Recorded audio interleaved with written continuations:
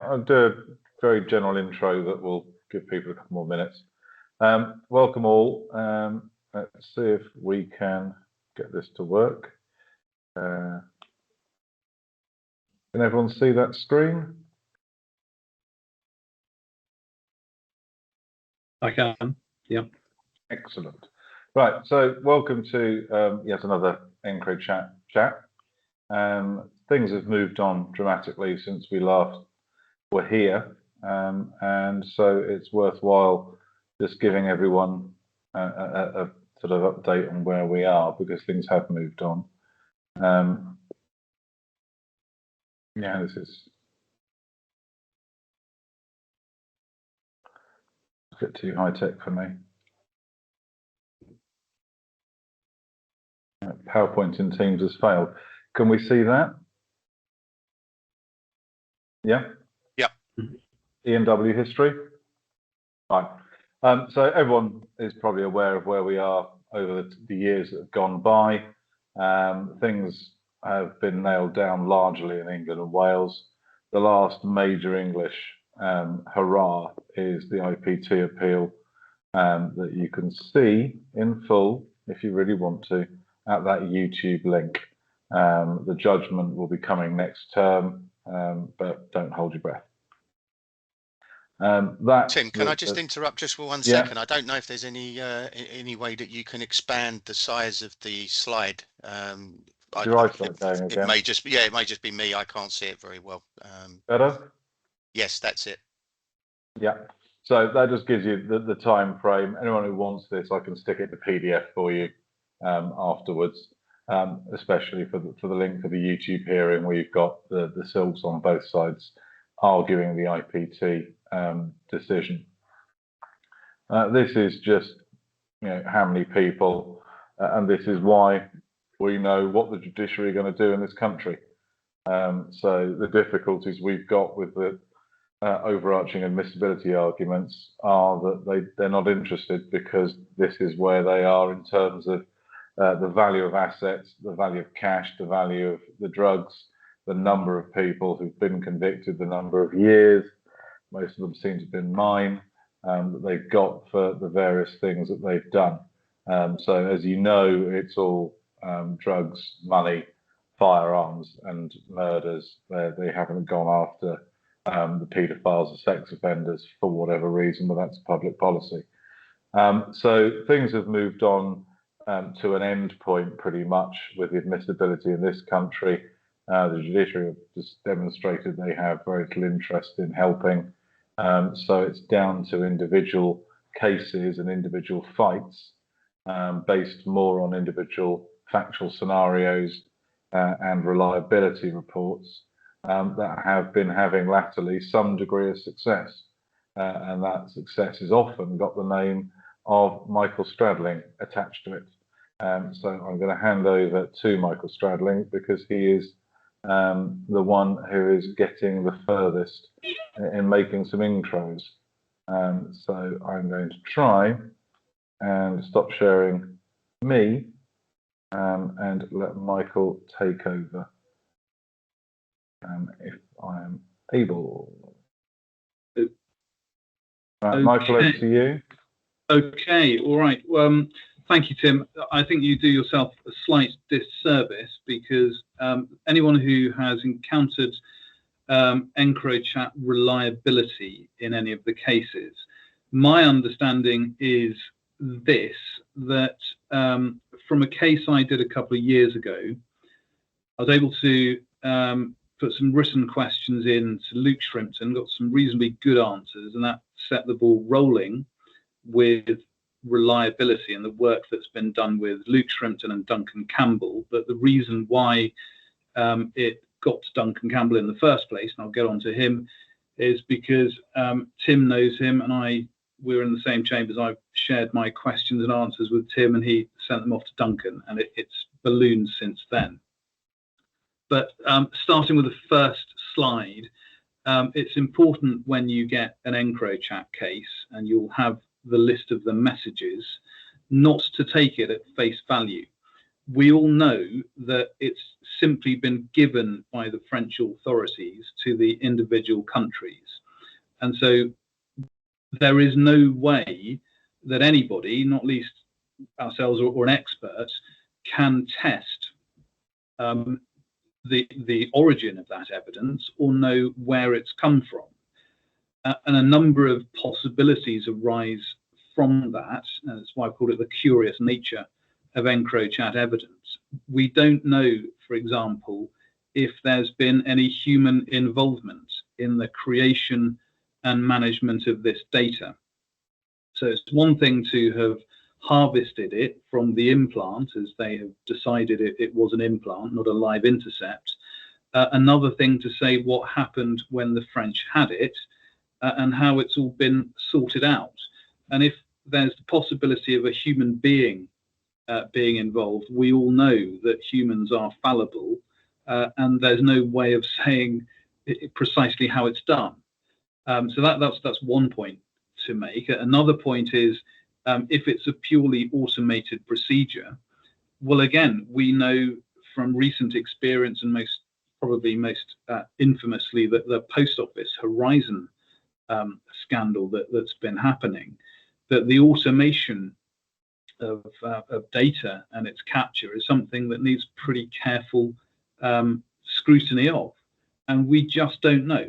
We don't know how it was sorted or processed, or how it's been presented to the individual governments, and in our case the NCA ultimately, who bring the prosecutions.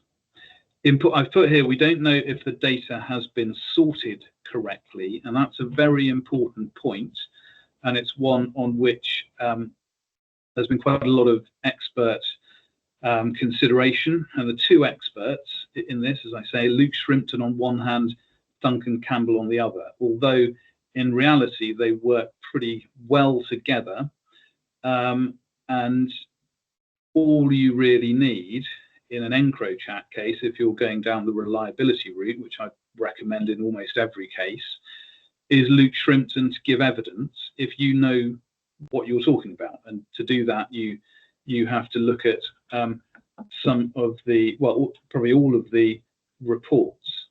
Tim, if you could stick the next slide up, yeah. Okay, yeah, Campbell and Shrimpton joint reports. I think so far there are at least 4 joint reports that have been produced between Duncan Campbell and Luke Shrimpton. And I'm just going to give you an overview of where they are. Because they can't say for certain that this data is in itself reliable, they have both independently and together, they've come up with a variety of tests, conceptual tests, that they think they can apply to the data that is there. And in order to conduct those tests, Luke Shrimpton has produced something called reliability script, which is software that runs through the data and provides some kind of scoring for whether or not what has been received is reliable. Duncan Campbell also has produced his own slightly more comprehensive script, although the two work together, and he's called it Venetic Data Loader. They've both produced, as I say, I think 4 reports. They're working on a final one that's coming up on a very specific point, but they've produced those reports about the various issues that they have encountered when they've looked at these matters. So can I have the next slide, Tim?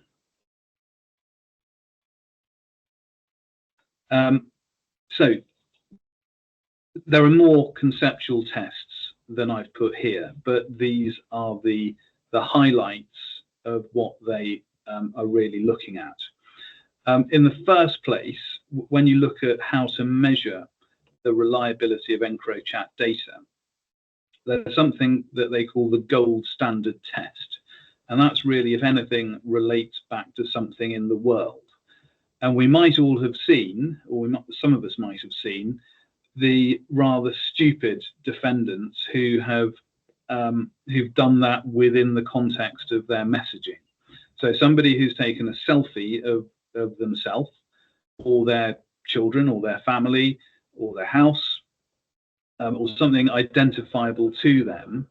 Sometimes people put their own telephone number. They put their own address within the Encrochat messaging. That would be an example of a gold standard, because then you just think about it easily. It is a bit of information within the messaging that quite literally relates and can be shown to relate to the real world. So in those cases where you do encounter somebody who has given personal information that identifies them, whether by photograph, whether in writing, or something else, unless they have a really excellent explanation for why that might be, and yet they are still not guilty of the offence, they need to think very carefully about the credit they would get for a guilty plea. If it goes to the next slide. Sorry, Tim. This is good. It's like having my own secretary. Right. Cases without the gold standard, and there are many, many more of those coming through. There will frequently be, and we've all seen it, a circumstantial case, and we've got the messaging, and we'll look at the attribution for the messaging. And this is where matters of reliability really come into their own, when you don't have anything powerfully indicative of a gold standard test. In those cases, it really is essential that you require Luke Shrimpton to be available for cross-examination. I don't know if anyone's seen Luke Shrimpton being cross-examined or has cross-examined him themselves, but he I don't know if he really likes the NCA anymore, even though he's a prosecution witness. He's now got shoulder-length hair, and if you put he always appears on a Tuesday and always via video link, and if you put a proposition to him, he will be able to look up to the screen and go, correct or incorrect as it is. It's quite amusing in some ways, but it's also quite a good model for how defendants, when they get their turn, like to answer if they've heard him do it. But in a case without the gold standard, you need him available for cross-examination to explain and confirm all of the issues that he knows exist in terms of the reliability of the data. And you need to have a pretty good command, well, really excellent command, I suppose, of the Campbell and Shrimpton joint reports. And there is a complication that I'll say now, that's Duncan Campbell, while he's done a considerable amount of work, is not taking any further instructions.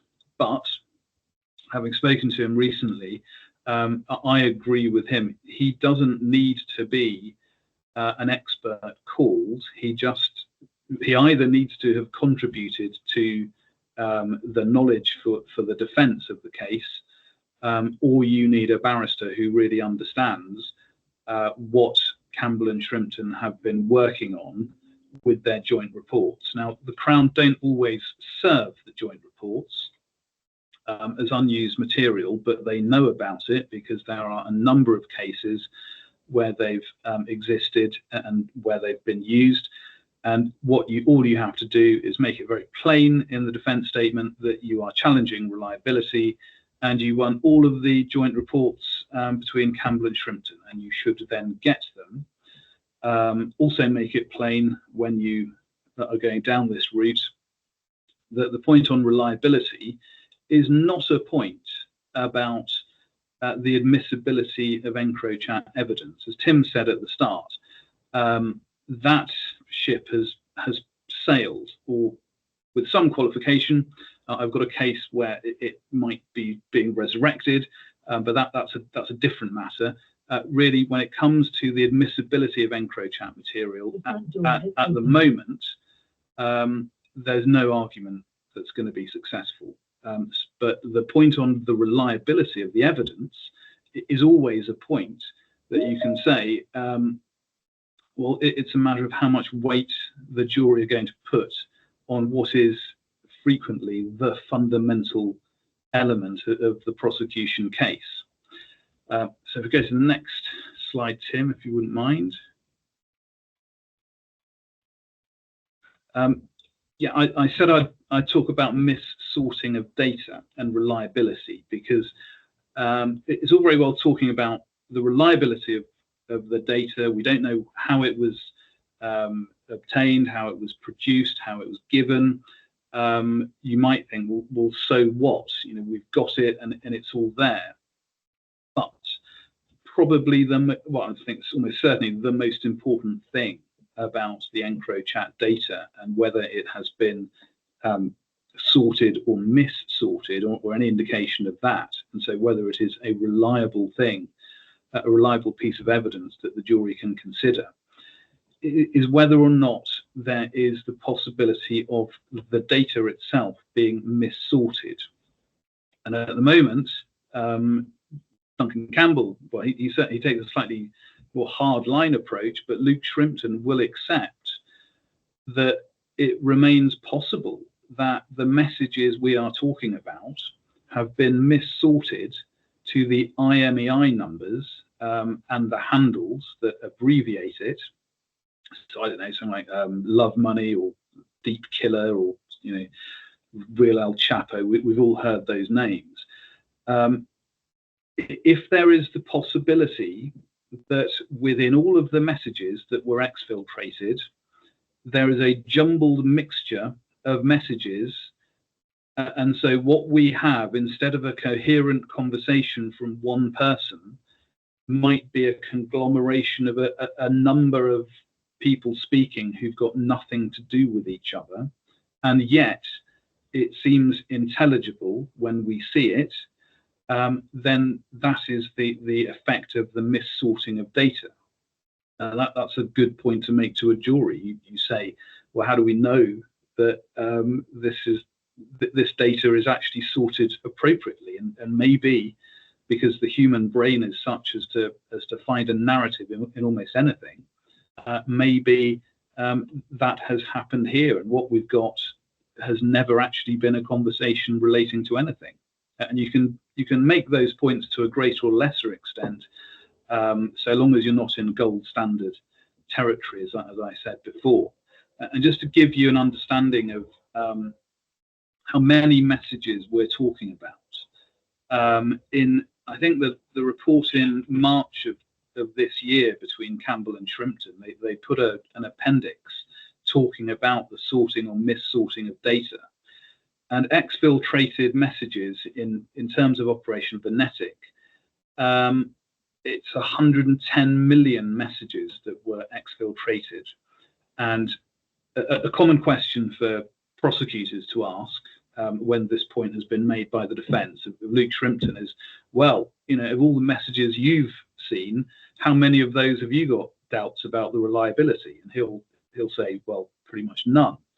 But to preempt that, with 110 million messages, I think from about 60,000 handsets worldwide, he will accept, as he must, that he's only considered a figure that represents less than 1% of those messages. So in terms of any inference as to the overall reliability, it's a pretty poor figure that can be put in to say, well, because what he's seen doesn't seem to have anything wrong with it, that must mean all the others do. And that's just, it's a fallacious argument if you consider the numbers. So with all that, I mean, I talked about how the data is obtained, stored and passed on. You can make the point, and frequently we do make the point, that the jury just cannot be sure, nobody can be sure, that the data has not been mis-sorted. And again, when you think about it, when you get the drug expert witnesses, as you will in these sorts of cases, who come in and are sent in to interpret the messaging so that we get something intelligible, it makes the point possibly even more powerful, because the prosecution are having to bring someone in to explain to the jury what these messages actually mean, and that the capacity for something otherwise meaningless but seemingly intelligible it increases, and the point gets a little bit better when you address the jury about it. So that's really the key point of reliability. Is this issue of whether or not data is missorted, and whether or not the Crown can establish that there has not been missorting of data. And the wonderful thing that we can say as defence practitioners is, well, nobody can know that, not even the experts, because the French aren't allowing anybody to check it. And so, and again, you get Shrimpton in the witness box or on the link, and he'll readily concede that the only way to establish for sure that there's not been missorting is if experts such as him or others were to have access to the original material with the French, and they just don't. They can't have that access. Can you have the next slide, please, Tim?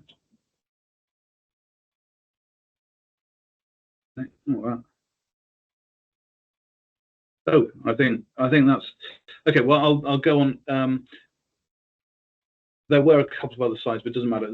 There are a couple of things to say about reliability, and you will probably find, and I've found in cases I've done, either you get judges who say yes, there should be the disclosure of the material, and the reliability reports and the computer script can be run, or they will take a much harder view, and it seems to have been in at least one case I've done, where a much harder line has been taken from up above, probably on the instructions of Kinnear, although I don't know that, that there should be no disclosure at all. And if there's no disclosure, despite asking for it and despite going down the Section 8 route, no testing on reliability can be done at all.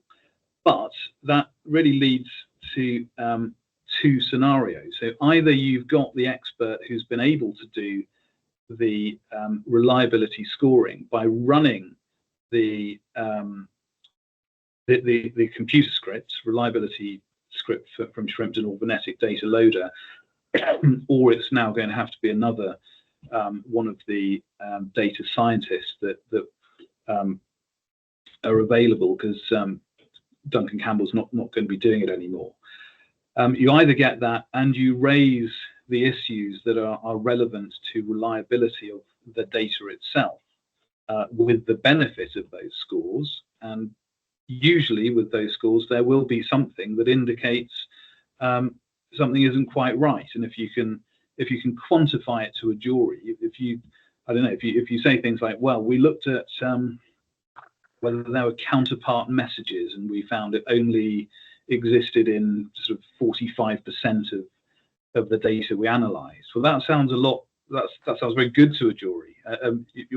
It's a point that you would make with the benefit of expert analysis there. But all of the points I've been mentioning can and should still be made to the jury about the nature of the data itself. And as I said, to do that, you need Luke Shrimpton to confirm it, and he will. The more interesting point actually is, or the more interesting scenario is in cases where the courts refuse to allow the material to be disclosed, so that the experts are just hampered from doing anything.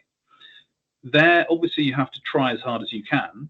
You put in defence statements, you've made a Section 8 applications, you might renew your Section 8 application.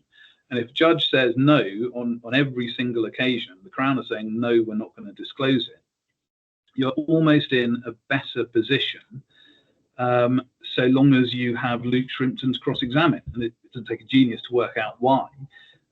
You have Luke Shrimpton, you explain all of the issues with reliability, you get him to explain that despite all these issues with reliability, He's formulated tests as best he can. He's automated those tests with the benefit of specialist software. There's another expert, Duncan Campbell, he's worked with. He's also automated those tests. And you go to the killer point. Well, thank you very much for how we can assess this very strange data. Has it been done in this case? And of course, the answer would be no. And that's entirely a matter. That would be entirely a matter of the prosecution's own making, and not least you'd have the court appeal potentially later on if things didn't go so well. So that's where we are with that. The reality in terms of Encrochat cases at the moment, as we all know, is it's always a matter of attribution.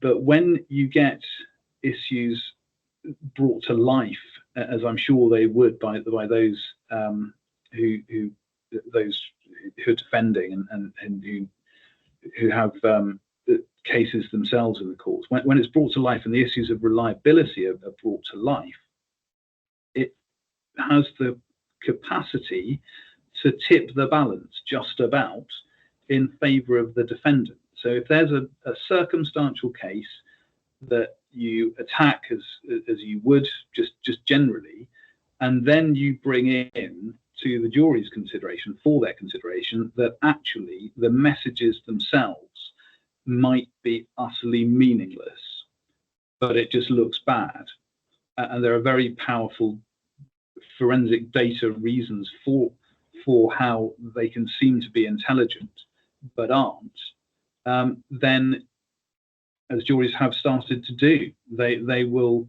return verdicts saying we're just not sure about this at all. And what looks very clear on paper, if you take it at face value, once you start to unpick it and you look at the real issues that surround that data and its nature, then it becomes a very different story. And that's probably all that is left in terms of Encrochat challenging. I say probably because I think many of the solicitors here and many of the barristers will be aware that that the legal aid agency agreed funding for about 40 odd different cases for Bev Clues to do some testing with a view to challenging the factual basis for Mr. Justice Dove's ruling I think the case Tim was involved in. Thus, that was going to be in a case in Ojo in Snaresbrook, but the court there didn't order the disclosure necessary, and so Bev Clues could do nothing despite the funding being in place. Now, I've got a case coming up in Sheffield where, for whatever reason, the judge in Sheffield, Honourable Judge Reeds, King's Counsel, has taken the decision that he's going to hold an admissibility hearing on Encrochat, but on the basis of Bev Clues. His case managing it, we're in an early stage. So whilst it's absolutely right that I think, and I've thought it for a while, and Tim is right, as a matter of law at the moment, Encrochat admissibility is more or less settled, and all the judges are almost at one that it's settled. There is one last chance that is coming through and will be heard, and that will be heard in Sheffield. I'm not quite sure when, possibly towards the end of the year or next year in that case. So watch this space for admissibility. But quite apart from admissibility, I can't impress upon you enough just how powerful going down the route of reliability is. And if you really get it, the key to understanding it is getting the joint reports. Once you've got them and you've understood them, you will know more. If you studied it correctly, you'll know more than the prosecution, who will frequently not understand what they're talking about, and it will have the power that I say it does, and it's proven to have done so over the past couple of years, and it can put defendants in a much better place, although obviously it's still the very high stakes game that we are all used to. So that's where we are with reliability and Encrochat as I have experienced it. Thanks, Michael. I'll ask people at the end, after I've just done a quick run through of the European challenges, if there are any questions of Michael. Just a couple of points on top of what Michael said. Very key that you check you're unused on the digital case system. Very often the Encrochat on the Venetic unused may well contain the Shrimpton Campbell reports as unused at various items through it. So just keep an eye for that. If it doesn't, as Michael says, central, to put it in a defence statement, central to use the word as a term of art, reliability. Not accuracy, not correctness, but reliability is the one that triggers the judges. And I've got one in Manchester, a resale that's been going on for years now. And we finally got the Crown to say, oh, hold on a minute, we have to check something now. You've shown this and shown that. So they're on the back foot. So Michael's absolutely right. Thanks to the work he's done, we've got half a chance on some of these cases. So just moving on to the challenges, what Michael's just been going through is more to help you actually defend these cases. This is more to help you answer your very knowledgeable clients who will be saying, well, so-and-so in B-Wing told me that he'd seen a case where the guy had done whatever. And therefore, just to know what we're both saying, which is it's dead at the moment as far as admissibility is concerned. There is no current appellate mechanism out with the civil appeal of the IPT to challenge Dove in both Sub-Zero and then Minor and Boston Estevan. They're settled by the two Court of Appeal interlocutory appeals. So let's wait and see what CPL against the NCA brings us. We know what it's going to bring us, but let's wait. France, you'll see them gone up from the Court of Appeal to the Court of Cassation, back down to the Court of Appeal, back to the Court of Cassation, and getting nowhere. There's another limb to that in due course. In the Netherlands, the Hoge Raad has considered the admissibility. Guess what? The German Landesgericht in Berlin have got into a bit of an argument with their Supreme Court. So that's gone up to the Court of Justice of the EU. So this is all still ongoing, but the clients will clutch at these straws, the ones who know it's them, and want you to hold off on plea, hold off on credit. But the reality is that, as we say, due to Ross Anderson's untimely demise, we're left with Bev Clues, who, with all due respect to him, isn't Ross Anderson, but at least he's been able to get the disclosure required. He's got some unencrypted, I think, Michael, I'm right, he's got some X2s and X3s, pre and post implant, so he's got the material to do the work. The Court of Appeal Civil Division hearing is interesting to watch if you've got a spare 2.5 hours, and we just have to wait to see what happens in the civil jurisdiction. France, as I say, the Court of Cassation has gone back and forth and ultimately said sod off. The state secret approach is fine. The French are happy with that. They've ruled that constitutional. There was the issue of the lack of the attestation de sincérité.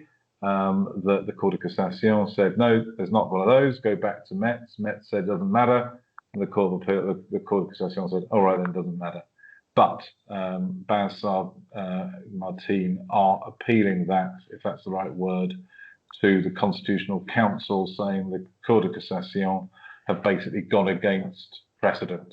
So there's a limited amount of life in the old French dog yet. We had hopes that the Dutch, being the rule-hating, freedom-loving people, would come and help, but no. They've basically said that the French said it's fine, so it's fine. That's third-party country sovereignty. We're not getting involved. We're not second-guessing. And so that's almost the death of that.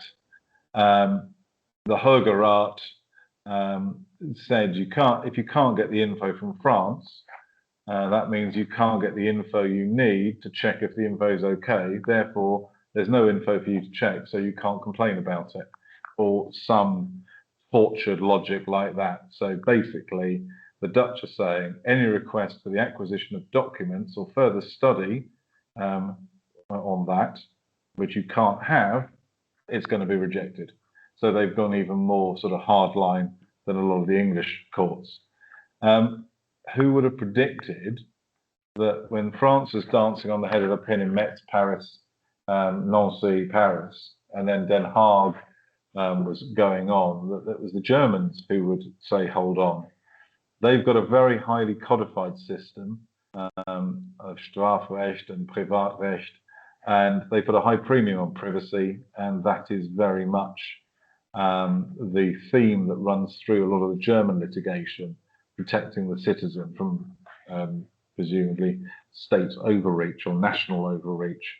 So the Bundesgerichtshof ruled in 2020 pretty much as the Hooggevaart did. It's a third country sovereignty. We're not getting involved. You can't second guess it. But the Berlin High Court, the Landesgericht in Berlin, said, no, we don't agree. You, Supreme Court, you've got it wrong. And they considered that Germany should have been informed by France of any plan to intercept or hack, whichever way you want to dish it up, any phones held in Germany by Germans. And they therefore subscribed to our and Bausard's view that it was unfair as well to, and also unacceptable to withhold the technique and preclude the defence from analysing the evidence against them. So they, being the lower court to the Supreme Court, they've had to back this up to the EU Court of Justice, saying that you can't ride roughshod over our citizens' rights just because you want to combat serious crime. So the Landgericht decided to stay proceedings and go to the CJEU. As we're not EU anymore, it's not directly applicable, but if there are successes, don't hold your breath, they may well impact on us indirectly if they do force the French's hand or do undermine the French position. Yeah, didn't undermine too great. Fudge, they agreed about the ability of the German national body to receive the French intercept or hack, because as long as it accords with German law, then it's third-party sovereignty. But they agreed with the Landesgericht that the French should have notified the Germans of any intercept of any German-held phones in advance to allow time to object. And that meant with the name, address, date of birth, inside leg measurement, national insurance number of any target. They were unimpressed, unlike the English courts and the IPT, with the argument that Encro is only used by criminals, and therefore if you're using an Encro, therefore you're a criminal, and therefore all your rights are forfeit. Understandably, the European idea doesn't like that, but that probably is moot for those already in the system. But it may be a novel argument to start launching for any people that are subsequently arrested or charged in that they breached the European directives about notifying the recipient nation. How far that will get you over here, you can well imagine.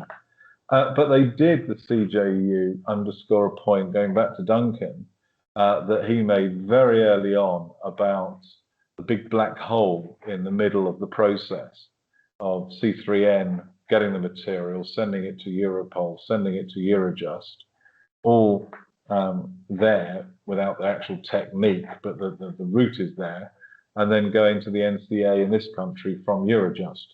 But the big black hole of continuities, there's not telling anyone how they actually did the intercept. And so that causes a big problem for scientific certainty. And Duncan has advocated very loudly and hard that breaches every guideline going and it should be inadmissible. Obviously, he gets as far as we get. And that didn't get anywhere with Dove on either occasion, Burnett, Fulford, and with all due respect to Lord Justice Holroyd and the IPT appeal, I'm sure it will get as far with him. So the ACPO guidelines, for those of us of an age, are what we're used to in digital evidence, and they've obviously been superseded or adopted by the National Police Chiefs Council, and that's what Duncan was talking about, the duty to keep a copy of the faithful copy of the original, a duty to audit, trail and mark every process carried out, a duty to enable anyone on the other side to replicate that in a proper scientific method. And that we can't do because we're not being given the Encrochat hack.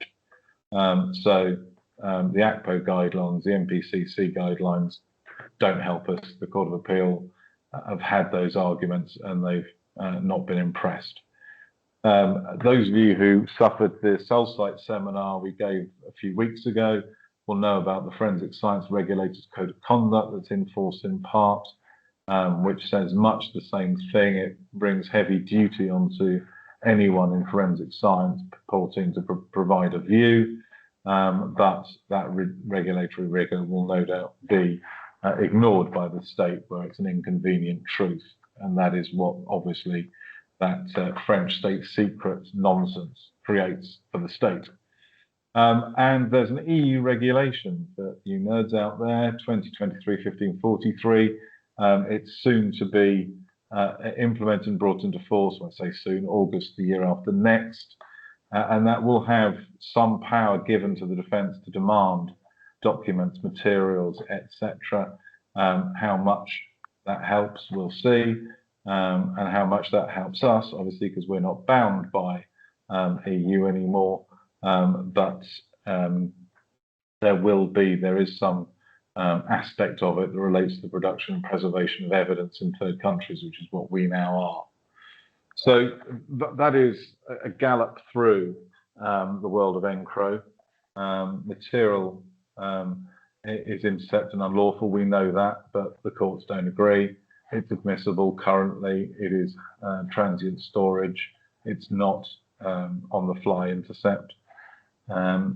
Michael has demonstrated the way to attack it on a case-by-case basis. If it is unreliable, if you can demonstrate a preponderance or a lack of a preponderance of counterpart messages, tallying, and all the various aspects that he can go into. But if and until we get anywhere with better clues on the admissibility, that is rather dead. Our clients should not sadly be looking to Europe as some harbinger of great fortune. The French are basically petered out, and one minor attack still going. The Germans have gone to the EU and got a fudge answer that helps in parts, but not very much. The Dutch have thrown their hands up. So the clients have to know that it's the strength of the attribution, as Michael says, the strength of the attack you can mount on reliability. If the attribution allows you to, if it isn't a picture of your client standing next to a bike saying, look at my new bike, with a receipt in his name from the bike shop round the corner, and the password being his son's birthday and name, which was one of my first ones in Liverpool. If that isn't there, if it's not gold standard, if it's reliant on the internal nature of the messages, then go for it with the backing of the Campbell Shrimpton reports. And very much it's down to your advice to the clients and our representing the clients and what they deem to be their risk and reward strategy.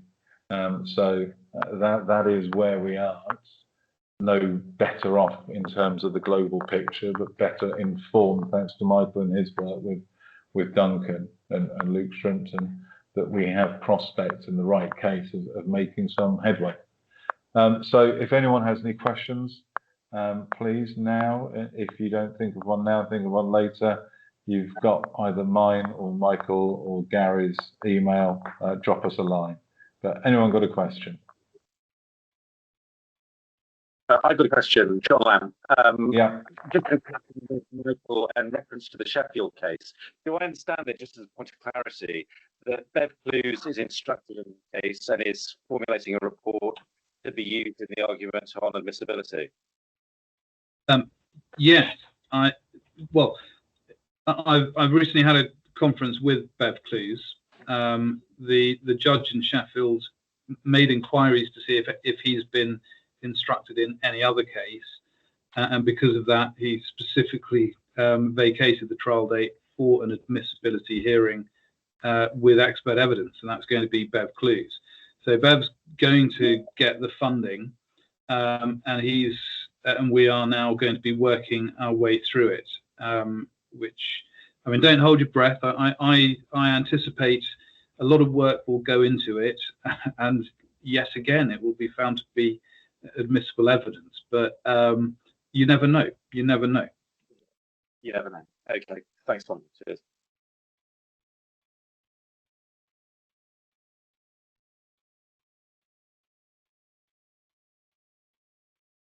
Cynthia, yeah.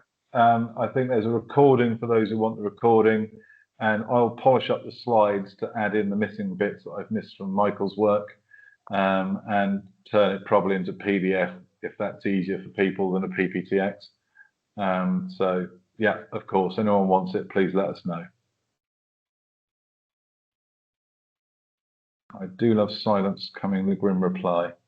Any more for any more? As I say, Michael and I, yeah, happy to, I'll speak for Michael, happy to field any questions via email or phone call, or preferably in a pub with a pint. It will be more amenable. Okay. I don't think there are no questions, which sounds like we've explained it well, Tim. At least I hope so. So yeah, all confused and beyond measure, one of the two. Yeah, no, Michael, thank you very much for that. Very, very helpful, as you always have been in this stuff, with the reliability work, actually achieving something which is remarkable. So thanks everyone for coming. Hopefully you found it some way useful in one way or other, either how to attack a case or how to shut up a client. Both are equally valid things to do. And let us know if you've got any queries, and if you want the slides or the recording, let me, Michael or Gary know. Okay, thank you very much, everyone. thank you.